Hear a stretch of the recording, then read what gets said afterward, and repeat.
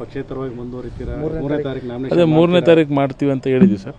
3ನೇ ತಾರೀಕು ಮಾಡಬೇಕಂತ ತೀರ್ಮಾನ ಮಾಡಿದ್ದೀವಿ. ಎಲ್ಲ ಭಾಗದ ಮುಖಂಡರುಗಳ ಜೊತೆ ಚರ್ಚೆ ಮಾಡ್ತಾ ಇದ್ದೀವಿ ಸರ್. ರವಿಕುಮಾರ್ ಅವರು ಏನು ಹೇಳಿದ್ದಾರೆ ಸರ್ ಆ ವಿಚಾರವಾಗಿ?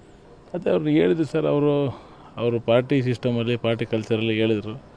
ಬಟ್ ನಾವು ಕೇಳಿದ್ವಿ ಸರ್, ನೀವು ಸ್ಥಳೀಯವಾಗಿ ಇಷ್ಟೊಂದು ಜನ ಇಟ್ಕೊಂಡ್ಬಿಟ್ರು, ನೀವು 550 ಕಿಲೋಮೀಟ್ರ್ ದೂರದಿಂದ ಕರ್ಕೊಂಬರೋ ಅವಶ್ಯಕತೆ ಇದ್ದಿಲ್ಲ ಅಂತ ಹೇಳಿದ್ವಿ ಸರ್.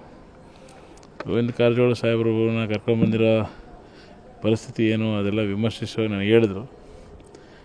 ನನಗೆ ಯಾಕೆ ಅವ್ರು ಹೇಳಿದ ಉತ್ತರ ಸಮಂಜಸವಾಗಿ ಅನಿಸ್ಲಿಲ್ಲ ಸರ್. ಹಾಗಾಗಿ ಇಲ್ಲ ಸರ್, ನಾವು ಈ ತೀರ್ಮಾನ ಮಾಡಿದ್ವಿ ಅಂತ ಹೇಳಿದ್ವಿ ಸರ್. ಈಗ ಯಾರಾದರೂ ವರಿಷ್ಠರ ಜೊತೆಗೆ ಫೋನ್ ಮೂಲಕ ಸಂಪರ್ಕ ಮಾಡಿ ಮಾತಾಡ್ಸಿದ್ರ? ಇಲ್ಲ ಸರ್, ಯಾರೂ ಮಾಡಿಲ್ಲ. ಯಡಿಯೂರಪ್ಪ ಅವ್ರ ಜೊತೆಗೆ? ಇಲ್ಲ ಸರ್, ಯಡಿಯೂರಪ್ಪ ಸಾಹೇಬ್ರು ಯಾರೂ ಮಾಡಿಲ್ಲ ಸರ್. ಪಕ್ಷೇತರವಾಗಿ ಮುಂದುವರಿತೀರಾ? 3ನೇ ತಾರೀಕು ನಾಮಿನೇಷನ್ ಅದೇ 3ನೇ ತಾರೀಕು ಮಾಡ್ತೀವಿ ಅಂತ ಹೇಳಿದ್ವಿ ಸರ್. 3ನೇ ತಾರೀಕು ಮಾಡಬೇಕಂತ ತೀರ್ಮಾನ ಮಾಡಿದ್ದೀವಿ. ಎಲ್ಲ ಭಾಗದ ಮುಖಂಡರುಗಳ ಜೊತೆ ಚರ್ಚೆ ಮಾಡ್ತಾ ಇದ್ದೀವಿ ಸರ್. ರವಿಕುಮಾರ್ ಅವರು ಏನು ಹೇಳಿದ್ದಾರೆ ಸರ್ ಆ ವಿಚಾರವಾಗಿ? ಅದೇ ಅವ್ರು ಹೇಳಿದ್ರು ಸರ್, ಅವರು ಪಾರ್ಟಿ ಸಿಸ್ಟಮಲ್ಲಿ ಪಾರ್ಟಿ ಕಲ್ಚರಲ್ಲಿ ಹೇಳಿದರು.